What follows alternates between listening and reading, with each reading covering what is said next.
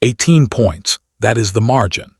Against the team every analyst in this league has already handed the 22-6 by championship to before a single regular season game tips off. And Indiana did it without Aaliyah Boston on the floor, without Lexi Hull in uniform, with Caitlin Clark and Sophie Cunningham playing their first meaningful basketball in months after their body spent most of 22 side refusing to cooperate. That is not a preseason game you scroll past and move on from. That is a statement about where this league's power structure might actually be heading. Here is what happened at Barclays Center in Brooklyn, and why the championship conversation around 2026 just became significantly more complicated. Caitlin Clark stepped onto a New York Liberty home floor, faced a defense specifically designed to pressure her into mistakes, and walked away without giving them a single turnover. 0 in 17 minutes against full court pressure, against a squad that came out with a scheme built to make Clark feel like 2025 never ended, and Sophie Cunningham, returning on a knee that had a structural meniscal tear in it less than a year ago, went for 14 points in 13 minutes on 3 clean three-pointers. Indiana won 109-91, and the Liberty's preseason championship narrative just developed some very serious cracks.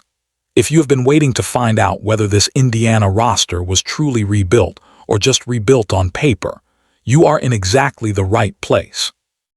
Music, you are in exactly hit that like button right now, because what we are about to break down today goes much deeper than a single box score. Let's start with what Clark actually went through to get to this game, because a lot of the coverage around her return has glossed over just how bad 2025 actually was. Clark played 13 games in 2025, not 13 strong games out of a full season, not 13 before a precautionary shutdown at the end of the year, 13 total because her body kept sending her back to the training room over and over while the season moved forward without her. The quad went first, then ankle issues compounded the problem before she ever got properly right. Then a groin injury in July finished off whatever was left of her year. Then a groin injury, 3 separate problems stacking on top of each other, each one interrupting a recovery that was already underway. That kind of progression creates a specific form of psychological damage that a single serious injury does not. The cycle of coming back and being sent back out kept compounding in ways that a single clean injury would not have produced. There is no shortcut through that experience. You cannot simply decide to trust a quad that kept failing you or push off an ankle you spent weeks protecting. The physical clearance and the mental clearance are 2 completely separate milestones, and athletes frequently achieve physical readiness long before they have rebuilt trust in their own body under competitive conditions. Sophie Cunningham's situation was structurally different but equally demanding. Her meniscal tore in 2025, and that was the full stop. Season done. No ambiguity about a return timeline, because the answer was simply not in 2005. But a meniscal tear does something specific to a shooter's mechanics that extends beyond the recovery window itself. It changes the fundamental movement patterns that basketball requires. How you plant your foot coming off a screen, how you cut toward the ball, how you load your legs before releasing a rhythm three-pointer. Cunningham's entire offensive game runs through exactly those movements. She plays on the arc, coming off curls, catching and firing before a defensive closeout can arrive. Every single one of those actions requires her knee to respond instantly, and without any compensating hesitation. She spent the better part of a year retraining that knee to do what she was asking of when she posted from New York before tip-off, saying she had been dying to say it was finally game day, and that feeling healthy felt huge. That was not routine preseason excitement. That was 11 months of rehabilitation work trying to speak for itself. Coach Stephanie White watched Clark through every stage of the recovery process, and what she said post-game is worth listening to carefully. By the time the 2006 preseason arrived, Clark carried herself differently. The joy was visible from the sideline, a player moving with genuine confidence instead of one still testing herself carefully with every possession. If you understand basketball well enough, you know why that shot is so diagnostic. A floater is touch. It requires the quad to fire correctly, the ankle to be fully stable, the momentum to be controlled, and the timing to hold. It is among the first things that disappear when a player's body is not fully cooperating, and Clark's floater dropped clean. The recovery stopped being a narrative and became a confirmed fact in real time. From there, 17 minutes, 7 points, 4 assists, 3 rebounds, 0 turnovers. The Liberty came in with full court pressure, specifically designed to force quick decisions and bad passes from a player who had not competed at this level since. Her injury spiral shut her down, and Clark gave them nothing. White described post-game as Clark playing with great intention in everything she did. The 0 turnovers is the number that demands the most attention. A player returning from this kind of extended layoff typically plays one of two ways, either pulling back cautiously to protect herself or pushing aggressively to prove she is back. Clark did neither. She ran the offense, found the correct play each time down the floor, and never once got sped up by the pressure new. York was throwing at her. That is not just physical health, that is processing clarity. That is a player who came back completely, not tentatively. That is a player who came back completely, not tentatively. Then she hit the 3, the step-back pull-up deep 3, and Indiana's fan base exhaled everywhere at once.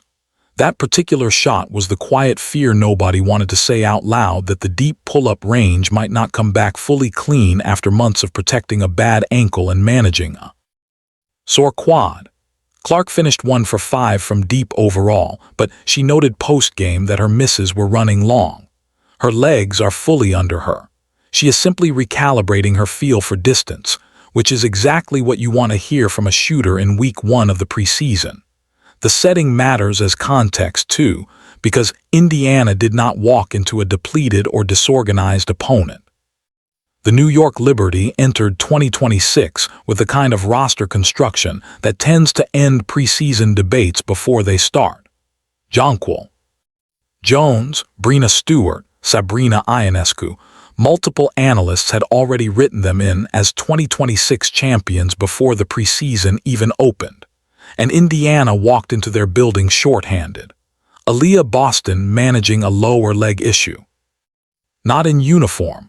Lexi Hull dealing with hamstring tightness, watching from the bench instead of contributing minutes. White confirmed after the game that both would have dressed if the contest actually counted. It did, so Indiana went into Brooklyn with a shorter rotation, 2 injured. Returners playing their first competitive minutes in months, and still won by 18 points. The bench scored 62 points against the Liberty, against a team built with the length, the talent, and the defensive awareness to make 62 bench points feel like a theoretical number rather than an actual one. The question entering this game was whether Clark was truly back, and whether Cunningham's knee would hold up against real competition. Both of those questions got answered clearly, but the bigger revelation from Barclays Center might actually be what this entire roster did when given 40 minutes of real competition. 62 bench points against a super team is not a number you rationalize away with small sample logic. Indiana's reserve unit did not pad stats against a Liberty team that had already conceded the game mentally. Shatori Walker, Kim Brooks' 9 points came specifically during a 21-4 fourth-quarter run that created the final decisive separation. That kind of sustained run requires collective defensive intensity from everyone on the floor, not just one player catching fire on offense. Indiana's bench built that run from the defensive end first and then finished it on the other side. Drop your prediction in the comments right now. Do you actually think Indiana can take the 2026 championship away from the Liberty when the regular season begins? The conversation has shifted dramatically after Barclays Center, and I want to know if this game moved your preseason pick. Sophie Cunningham's contribution deserves its own careful analysis. 14 points in 13 minutes on 3 three-pointers. If you understand what a level those numbers translate into something considerably bigger than a strong preseason game. Less than a year before she stood on that floor at Barclays Center, Cunningham's knee had a structural tear in it. The first 3 dropped clean. The second one dropped clean. The third one dropped clean. Each one was a physical confirmation in real time that the retraining she put in since January actually held when it was. Tested against live competition, Clark's return dominated every broadcast intro, every social media post, every pregame narrative leading into tip-off, and then 2 other players went out and tied for the team scoring lead. Kelsey Mitchell posted 18 points on 7 of 12 shooting in 17 minutes, not hunting, not forcing anything, making the right play repeatedly, and letting the points arrive naturally from a system that rewards correct decisions rather than volume hunting. Walker Kimbrough also finished with 18, with her most significant contribution coming during the fourth quarter run that ended any remaining suspense. Her scoring in that stretch did not come from isolation creation. It came from Indiana's defensive pressure, converting Liberty possessions into transition opportunities with Walker Kimbrough filling the lane and finishing what the defense created. Michaela Timpson added 11 points off the bench. Justina Pasa, a 6'4" shooter still working her way into a full 1 per roll, put up 8 points while flashing the kind of range from the perimeter that creates a specific defensive problem in pace and space systems.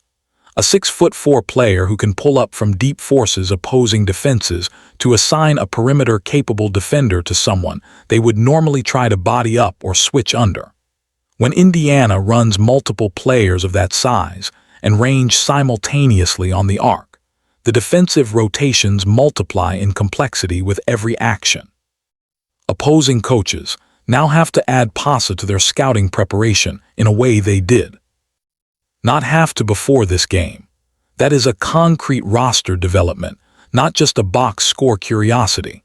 Before we go further, if this kind of roster-level breakdown is what keeps bringing you back to this channel, consider supporting us by becoming a member.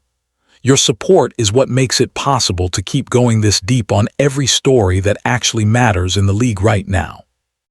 Raven Johnson requires her own dedicated section, because what she produced in 17 minutes of floor time speaks directly to the structural question every opposing coach will be about Indiana this season. 8 assists. It is a precise biomechanical description of how she physically accesses passing lanes that standard-sized guards simply cannot reach. Her length converts New York's half-court sets into Indiana transition opportunities before the Liberty even processes that the ball was gone. And when Clark sits, Johnson runs the second unit at the same pace and the same defensive intensity. The tempo does not drop. The pressure does not ease. Indiana does not reset and wait. They just keep going. This is where White's stated tactical vision becomes visible as a real structure rather than a preseason talking point. The Liberty game was the first external test of whether the personnel she assembled could actually execute that vision for 40 minutes against real competition. 32 points in the first quarter, 29 points generated off 24 New York turnovers, 8 blocks as a team. The Liberty's full-court pressure scheme was designed to disrupt Indiana's offensive flow and force Clark into uncomfortable decisions early. Instead, Indiana's active defense converted New York's half-court possessions into fever-fast breaks so repeatedly that the Liberty were scrambling to keep up by the end of the first half. If this analysis has been your go-to for understanding what is actually happening with Indiana this season, share this video right now with someone still treating the Fever as a secondary story. The championship conversation just shifted, and people need to see the evidence behind it. Monique Billings was a specific mechanical reason the front court could run at that speed. She and Walker Kimbrough are not traditional bigs who secure a rebound and wait for the play to develop. Billings runs the floor rim to rim, and her hands are clean enough that Clark can deliver the ball to her in full stride without slowing the transition pace to let her catch up. 9 points, 7 rebounds. The Clark to Billings connection in transition gave Indiana an early offensive rhythm that New York's defensive rotations never consistently disrupted. That is a different kind of front court than most teams are building, and it showed up in the score. Here is what should actually concern the Liberty as they go back to film review. The Indiana roster that beat them by 18 points was not at full strength. Aaliyah Boston will return into a rotation that already functioned at a high level without her. Lexi Hull will add another floor spacer capable of running in transition and stretching the defense from the wing in exactly the way pace and space systems need. Indiana's offense does not change when those two return. It deepens. The system White built does not have a slow gear, and it is not yet operating with its full complement of personnel. What the Liberty saw at Barclays Center was Indiana's floor. The ceiling has not been fully revealed yet. Pull back and look at the complete picture from one preseason game. Indiana beat the predetermined 2026 WNBA champions by 18 points without two rotation players in uniform. Clark produced 0 turnovers in 17 minutes under a defensive scheme built specifically to generate exactly that. Raven Johnson made the Liberty's half-court offense look disorganized from the guard position. 29 transition points came directly from 24 New York turnovers, with the defense creating the offensive opportunities rather than waiting for them. The Liberty's length and defensive awareness were supposed to be the answer to Indiana's pace. They were not the answer on this night. The question this game answered is no longer whether Indiana can compete at the championship level. The question this game opened is how far this roster goes when every player is healthy and the regular season is actually on the line. Before the Barclays Center game, the 2026 WNBA championship conversation started and ended in New York. After this game, Indiana is a legitimate part of that discussion, and it takes real intellectual effort to argue otherwise. 2 preseason games remain, April 30th. At home against Dallas, then May 2nd against the Nigeria women's national team before the regular season opens and everything counts. Each one is another opportunity for Clark and Cunningham to build competitive rhythm, for White to sharpen the rotations that will matter in a 7-game playoff series, and for this group to develop the chemistry that separates a talented roster from a cohesive one. Subscribe right now and turn on all notifications, because the Indiana Fever are going to be one of the defining stories of the 2026 WNBA season, and we are covering every development as it unfolds. Click the video on screen next. We are going even deeper on something most people are completely overlooking about this roster heading into the regular season. Do not miss it.